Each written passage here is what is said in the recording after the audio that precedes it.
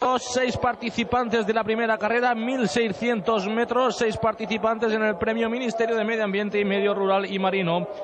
Número 1 para Duende, 2 Saisai, 3 Navarro profesionales. Y se da la salida a la primera carrera de la jornada, 1600 metros, 6 participantes en este premio Ministerio de Medio Ambiente y Medio Rural y Marino. El número 5 de Dudú, que toma la punta con las anteojeras amarillas. En primera posición Dudú, le sigue Burlón.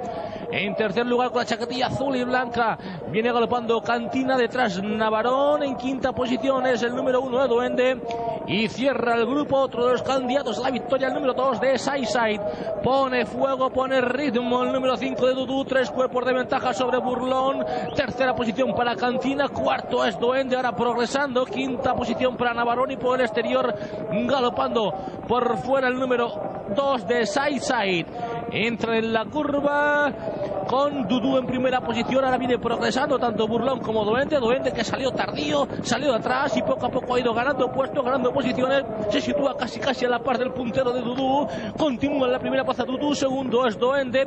Tercero Cantina. Cuarto Burlón. Quinto Navarón, y detrás, descolgado a 3 cuerpos del grupo del lote, viene galopando el número 2 de Saisai.